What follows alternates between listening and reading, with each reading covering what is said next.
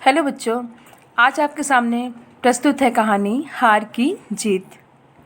माँ को अपने बेटे और किसान को अपने लहलहाते खेत देखकर जो आनंद आता है, वही आनंद बाबा भारती को अपना घोड़ा देखकर आता था।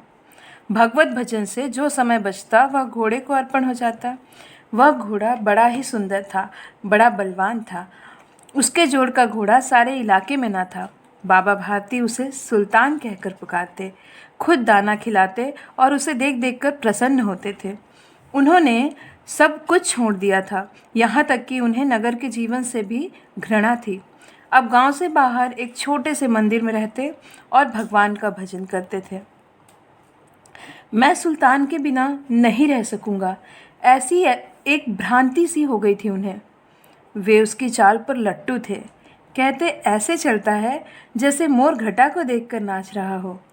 जब तक संध्या समय सुल्तान पर चढ़कर 8-10 मील का चक्कर न लगा लेते, उन्हें चैन न आता।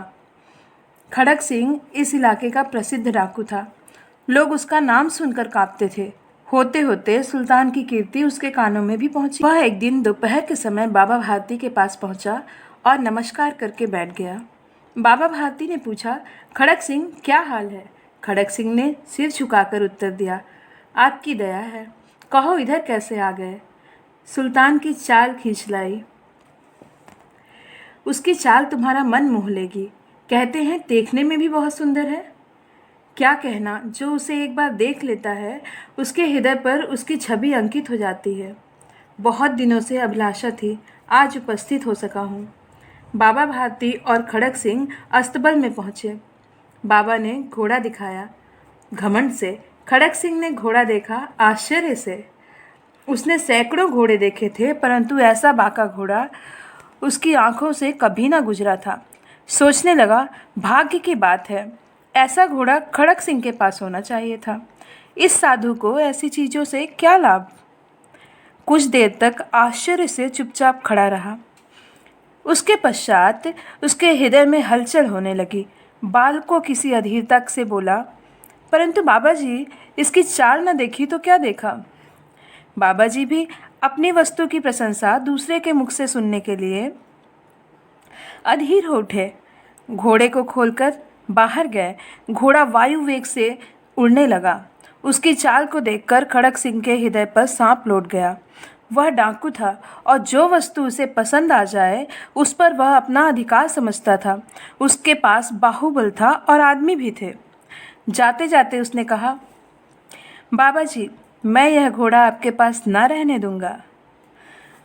बाबा भारती डर गए। अब उन्हें रात को नींद ना आती। सारी रात अस्तबल की रखवाली में कटने लगे। प्रति क्षण खड़क सिंह का भय लगा रहता, परंतु कई मास बीत गए, वह ना आया। यहाँ तक कि बाबा भारती कुछ असावधान से हो गए और इस भय को एक मिथ्या स्वप्न समझने लगे।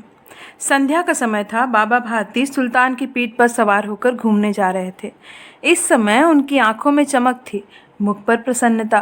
कभी घोड़े के शरीर को देखते, कभी उसके रंग को, और मन में फूले न समाते थे।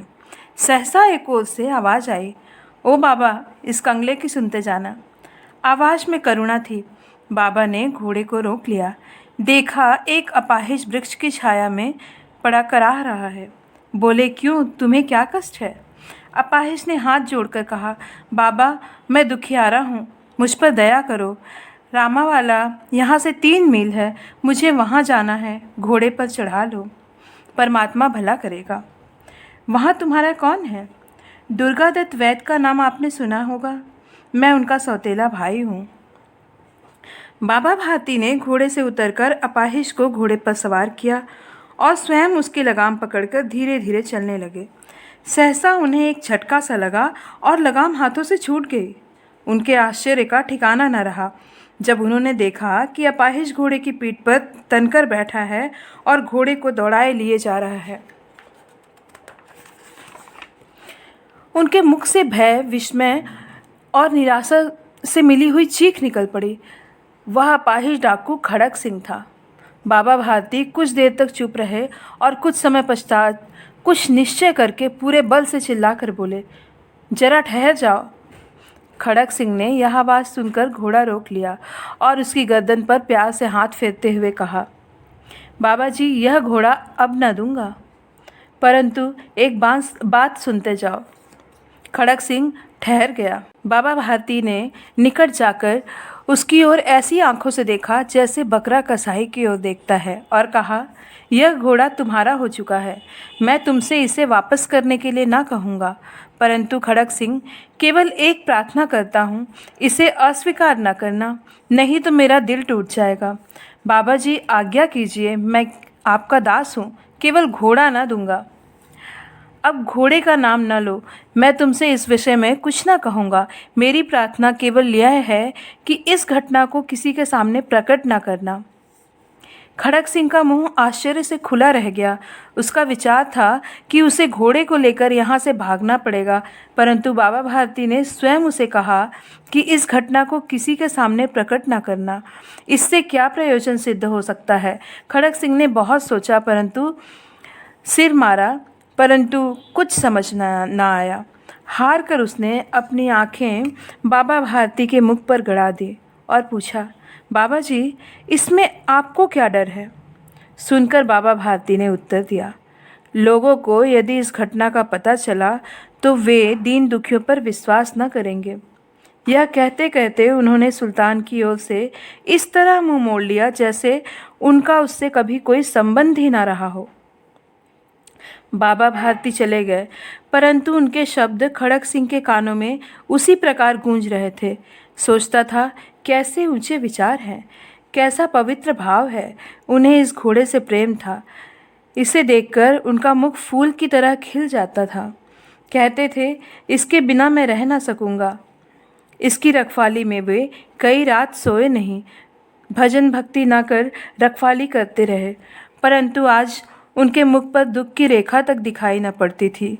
उन्हें केवल यह ख्याल था कि कहीं लोग दीन दुखियों पर विश्वास करना न छोड़ दें। ऐसा मनुष्य नहीं, देवता है। रात्रि के अंधकार में खड़क सिंह बाबा भारती के मंदिर पहुंचा। चारों ओर सन्नाटा था। आकाश में तारे टिमटिमा रहे थे। थोड़ी दूर पर गांव के कुत्ते भौंक रहे थे। मंदिर के अंदर कोई शब्द सुनाई न देता था। खड़क सिंह सुल्तान की बाग पकड़े हुए था। वह धीरे धीरे अस्तबल के फाटक पर पहुंचा। फाटक खुला पड़ा था। किसी समय बाबा भारती स्वयं लाठी लेकर यहाँ पहरा देते थे, परंतु आज उन्हें किसी की चोरी का कोई डर नहीं था, किसी डाके का भय न था। खड़क सिंह ने आगे बढ़कर सुल्तान को उसके स्थान पर बांध दिया और बाहर निकलकर सावधानी से फाटक बंद कर दिया। इस समय उसकी आंखों में नेकी के आंसू थे। रात्रि का तीसरा प्रहर बीत चुका था। चौथा प्रहर आरंभ होने ही वाला था। बाबा भारती ने अपनी कुटिया से बाहर निकल ठंडे जल से स्नान किया। उसके पश्चात इस प्रकार जैसे कोई स्वप्न में चल रहा हो, उसके पांव अस्तबल की ओर बढ़े, परंतु फाटक पर पहुंचकर उनको अपनी भूल प्रतीत हुई। साथ ही घोर निराशा ने पांव को मन भर का भारी बना दिया। वे वहीं रुक गए। घोड़े ने अपने स्वामी के पांव की चाप को पहचान लिया और जोर से हिनहिनाया। अब बाबा भारती आश्चर्य और प्रसन्नता से दौड़ते हुए अंदर घुसे और अपने प्यारे घोड़े को गले से लिपटकर इस प्रकार रोने लगे मानो कोई पिता बहुत दिन से बिछड़े हुए पुत्र से मिल रहा हो। बार बार उसकी पीठ पर हाथ फेरते, बार बार उसके मुंह पर थपकियां देते। फिर वो संतोष से बोले, अब कोई दीन दुखियों से मुख न मोड़ेगा। इस कहानी से हमें यह शिक्षा मिलती है कि हमें हार से ज़्यादा दुखी और जीत से ज़्यादा खुश नहीं होना चाहिए। यह हमारे जीवन का चक्र है।